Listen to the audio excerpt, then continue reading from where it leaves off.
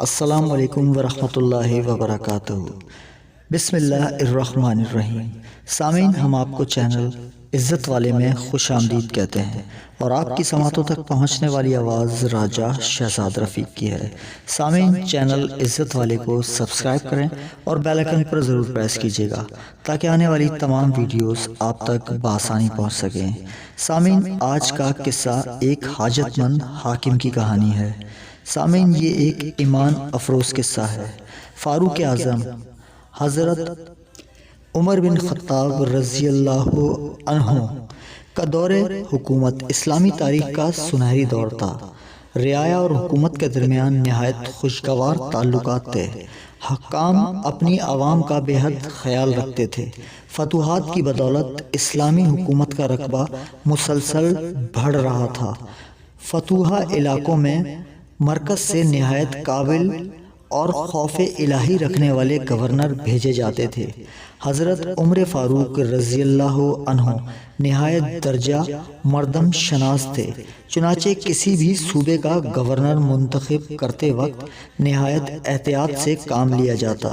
شام کا علاقہ فتح ہوا تو حمص شہر میں حضرت سعید بن عامر رضی اللہ عنہ کو والی شہر بنا کر بھیجا گیا، یعنی کہ گورنر بنا کر بھیجا گیا۔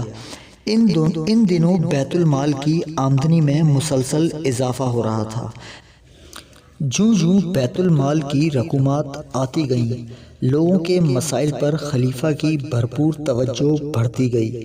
مرکز مختلف علاقوں سے فقراء اور محتاجوں کی لسٹ طلب کرتا اور ان کی ضروریات بیت المال سے پوری کی جاتی۔ ان کی فہرستوں کا جائزہ حضرت عمر فاروق رضی اللہ عنہ خود لیتے، ان پر احکامات جاری کرتے۔ اہل حمص کا ایک وفد مدینہ منورہ آیا ہوا تھا۔ عمر فاروق رضی اللہ عنہ نے ان میں سے بعض معتبر اور سکا افراد سے کہا، اپنے شہر کے حاجت مند افراد کی فہرست بنائیں تاکہ ان کی مدد کی جائے۔ شہر کے حاجت مند افراد کی فہرست حضرت عمر فاروق رضی اللہ عنہ کے سامنے ہے اور آپ عمیق نگاہوں سے اس کا جائزہ لے رہے ہیں۔ اچانک ان کی نظر سعید بن عامر رضی اللہ عنہ کے نام پر پڑتی ہے۔ پوچھا، یہ سعید بن عامر کون ہیں؟ جواب ملا، ہمارا گورنر۔ فرمایا، تمہارا گورنر فقیر ہے؟ انہوں نے کہا، ہاں، اللہ کی قسم کئی دن گزر جاتے ہیں اور ان کے گھر کی آگ نہیں جلتی۔ عمر فاروق رضی اللہ عنہ بے اختیار رو پڑے۔ روتے روتے داڑھی مبارک آنسوؤں سے تر ہو گئی۔ وفد کو 1000 دینار دیے اور کہا کہ اپنے امیر کو میرا سلام پہنچا دو اور ان سے کہو کہ امیر المومنین نے یہ ہدیہ ارسال کیا ہے تاکہ آپ اپنی ضروریات پوری کر سکیں۔ یہ وفد حمص پہنچ کر اپنے امیر سے ملا، عمر فاروق رضی اللہ عنہ کا پیغام اور امانت پیش کی۔ حضرت سعید رضی اللہ عنہ بار بار ان للہ و انا الیہ راجعون پڑھ رہے ہیں۔ بیوی نے حیران ہو کر پوچھا، آپ کو کیا صدمہ آن پہنچا ہے؟ کہیں ایسا تو نہیں کہ امیر المومنین وفات پا گئے ہیں؟ کہا، نہیں، اس سے بھی بڑی بات ہے۔ کیا مسلمانوں کو کہیں شکست ہو گئی ہے؟ بیوی نے سعید رضی اللہ عنہ سے پوچھا۔ کہا، نہیں، اس سے بھی بڑی صدمے اور دکھ کی بات ہے۔ کہنے لگے، بتائیں تو آخر ہوا کیا ہے جس سے آپ پریشان اور غمزدہ ہیں؟ فرمایا، میری آخرت کی بربادی کا سامان ہوا چاہتا ہے، گھر میں فتنہ داخل ہو گیا ہے۔ بیوی نے کہا، پھر اس سے نجات حاصل کر لیں۔ اب گھر والی کو تو معلوم نہیں، اس معاملے کا تعلق درہم اور دینار سے ہے۔ پوچھا، بی بی، کیا تم اس سلسلے میں میری مدد کرو گی؟ اس نے کہا، ہاں، کیوں نہیں۔ چنانچہ انہوں نے تمام دینار مساکین اور مستحقین میں تقسیم کر دیے۔ اس واقعے کو زیادہ دن نہیں گزرے کہ خود عمر فاروق رضی اللہ عنہ کا گزر حمص سے ہوا۔ اس دور میں اس شہر کو چھوٹا کوفہ کہا جاتا تھا۔ اہل حمص اپنے گورنر کے خلاف اکثر شکایات کرتے رہتے، اور اہل کوفہ تو اس سلسلے میں ضرب المثل تھے ہی۔ اہلان شہر سے سوال ہوا، اپنے امیر کے بارے میں تمہاری آراء اور شکایت کیا ہیں؟ امیر شہر کے خلاف 4 بڑی شکایات ان کی موجودگی میں پیش کی گئیں۔ پہلی یہ تھی، وہ لوگوں سے خوب دن چڑھے ملاقات کرتے ہیں، اس سے پہلے ان سے ملاقات بڑی مشکل ہے۔ حضرت عمر فاروق رضی اللہ عنہ نے حضرت سعید رضی اللہ عنہ کی طرف دیکھا اور اس کا سبب پوچھا تو انہوں نے فرمایا، امیر المومنین، میں آپ لوگوں کو بتانا نہیں چاہتا تھا، مگر صورتحال یہ ہے کہ میرے پاس کوئی نوکر یا غلام نہیں ہے، بیوی میری بیمار رہتی ہے، میں پہلے خود آٹا پیستا ہوں، پھر اس کو گوندتا ہوں، پھر اس میں خمیر اٹھنے کا انتظار کرتا ہوں، پھر روٹی پکاتا ہوں، اس دوران اشراق کا وقت ہوا چاہتا ہے، نفل ادا کر کے گھر سے نکلتا ہوں۔ حضرت عمر فاروق رضی اللہ عنہ نے لوگوں سے پوچھا کہ تمہاری دوسری شکایت کیا ہے؟ کہا گیا کہ رات کو کسی سے ملاقات نہیں کرتے۔ حضرت عمر فاروق رضی اللہ عنہ نے پوچھا، ہاں سعید، اس کی کیا وجہ ہے؟ جواب ملا، حضرت میں بتانا تو نہیں چاہتا، دراصل میں نے پورا دن لوگوں کی خدمت گزاری کے لیے وقف کر رکھا ہے اور رات اپنے رب کے لیے وقف کی ہوئی ہے۔ پوچھا گیا کہ تیسری شکایت کیا ہے؟ کہا گیا کہ مہینے میں ایک دن ایسا بھی ہوتا ہے جب یہ گھر سے باہر نہیں آتے۔ حضرت عمر رضی اللہ عنہ نے پھر حضرت سعید رضی اللہ عنہ کی طرف دیکھا۔ جواب دیا گیا، امیر المومنین، میرا کوئی خادم یا غلام نہیں ہے، میرے پاس پہننے کے لیے ایک ہی جوڑا ہے، مہینے میں ایک مرتبہ خود اس کو دھوتا ہوں اور پھر خود سوکھنے کا انتظار کرتا ہوں، اور اس طرح شام کے وقت ہی گھر سے نکل پاتا ہوں۔ پوچھا گیا کہ تمہاری چوتھی شکایت کیا ہے؟ بتلایا گیا، ان کو وقتاً فوقتاً غشی کے دورے پڑتے رہتے ہیں، اس کی وجہ بتائی جائے۔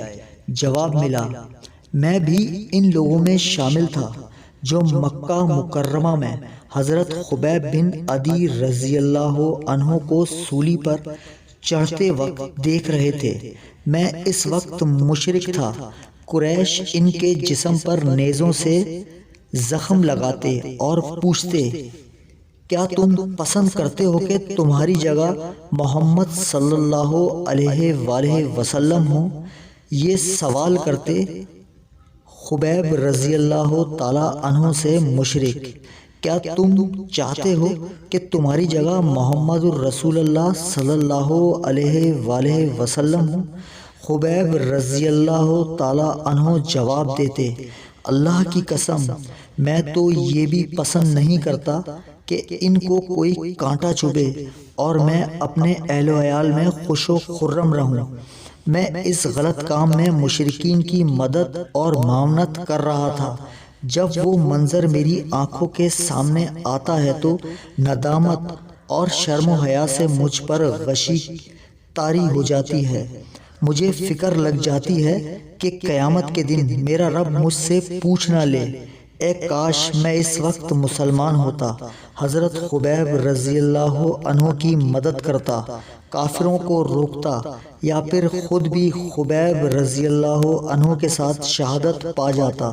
عمر فاروق رضی اللہ عنہ نے جب جوابات سنے تو ہچکیاں بند گئیں اور کہا، اس اللہ کا شکر ہے جس نے میری فراست کو کمزوری سے بچا لیا۔ حضرت عمر رضی اللہ عنہ نے 1000 دینار ان کو مزید ارسال کیے کہ اپنی گھریلو ضروریات پوری کر سکیں۔ حضرت سعید رضی اللہ عنہ کی بیوی نے دیکھا تو کہنے لگی، اب اس سے ہم سواری اور نوکر وغیرہ کا بندوبست کر لیں گے۔ حضرت سعید رضی اللہ عنہ نے بیوی سے پوچھا، ان چیزوں سے بہتر چیز کا انتخاب کیوں نہ کریں؟ کہنے لگی، وہ کیا چیز ہے؟ تجویز کیا، رب تعالیٰ کو قرض دے دیتے ہیں اور اس کا اجر اس سے لیں گے۔ نیک طینت بیوی نے اسبات میں سر ہلایا اچھی بات ہے، اللہ تمہیں اس کی جزا دے۔ اپنے خاندان کے کسی فرد کو آواز دی، یہ دینار لے جاؤ اور فلاں یتیم کو اتنے دینار، فلاں مسکین کو اتنے دینار، فلاں بیوہ کو اتنے دینار، فلاں حاجت مند کو اتنے دینار دے آؤ۔ اس طرح سعید رضی اللہ عنہ نے پوری رقم اس مجلس میں خیرات کر دی۔